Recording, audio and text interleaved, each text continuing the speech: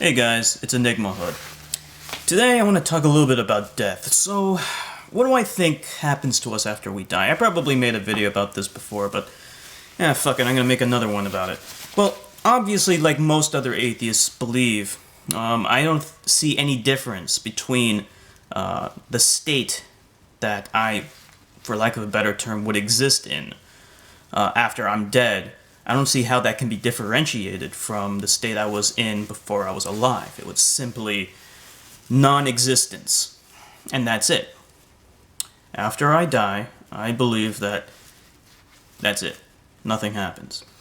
I mean, think about it. What is existing? It's sensory input. Primarily what allows us to realize that we're alive is sensory input, our own awareness. But some life forms, they are technically alive, but they have no awareness. Or I should say, their awareness is completely different from ours, to the point of where they don't realize that they're alive. They merely exist. What makes us really alive, in my opinion, is our memories. Without your memories, you're really nothing. You can't remember who you are. You can't remember all of the information that you have accumulated throughout your life. Every time you wake up in the morning, what makes you you? What makes you you is your ability to remember yourself. Without that, you're not really you. It's the human brain's ability to store information. That's it. And of course, we are able to gather information into our brains through our sensory input. Our sense of touch, sight, smell, hearing, whatever the fuck I missed. The sensory input.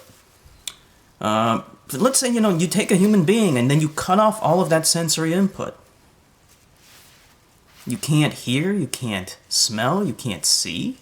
I mean, what kind of existence is that? It's just like you're alive. You can still store information, but how are you getting any information? Right? I mean, you can have somebody, shoving food into your mouth. You can't even taste the thing. And maybe you don't even know to swallow it. I don't know. I mean, is there even a human being that doesn't have any of the that has none of the five senses? Can that human exist? I don't know. If it could, though, I can't imagine it having any kind of existence that's comparable to ours, a normal human being, because you're just not getting any information, and therefore there's nothing to store. Then take the exact opposite. You have all your senses, but you can't store that information. Only you can remember the total amount of information that your brain has acquired since you've been born. Only you know that. No one else. But imagine if your brain was not capable of storing any information from sensory input. You wouldn't really be you. You wouldn't be able to function at all. You definitely wouldn't know how to feed yourself. I mean, that's information. Maybe, even that, instincts. We have instincts to want to eat, want to drink, want to shit, want to have sex. Information like that. Without some way of storing this information, we would not be able to exist.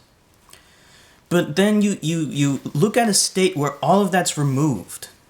All of that is removed. You no longer exist. You have nothing, but at the same time you need nothing and you want nothing. Now I want to talk about God and the way it's usually described as being all-powerful and perfect and needing nothing. This is the important thing. It needs nothing and it wants nothing because it is perfect. Think about that, though. So basically, we could boil it down to saying that this God has everything, but needs nothing and wants nothing. How on earth can that be differentiated from a state of non-existence? For example, after I die, I have nothing, but I need nothing and I want nothing. How can those two positions be differentiated from each other? If you have everything, why would you want to do anything?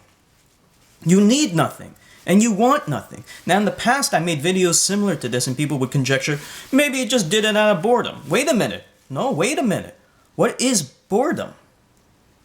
What is boredom? You're applying an anthropomorphic principle there. Boredom is an unpleasant emotion that human beings feel to coerce us into stimulating our brains and acquiring information, because our bodies suffer from atrophy if our organs are not being stimulated. That's what boredom is, because the brain's not being stimulated enough.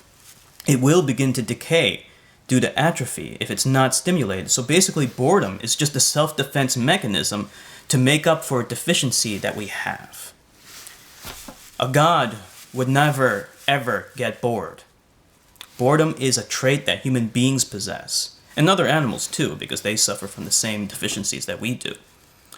So it would never get bored. It would never do, like sometimes one person would say, it would just do something for no reason. That also does not make any sense. It would not create a universe for no reason. Boredom is a reason. That's a deficiency. It decided to make it anyway. No. There's something that motivates it. Always. So no matter what, if it has everything but needs nothing and wants nothing, it by definition would do nothing. That state cannot at all be differentiated from non-existing. After you're dead, after I'm dead, we're going to be in a state where we feel no pain, we acquire no sensory input, no information, we need nothing, we want nothing, we don't care, and we don't exist. Now you tell me, does dying become God? This is Enigma Hood signing off.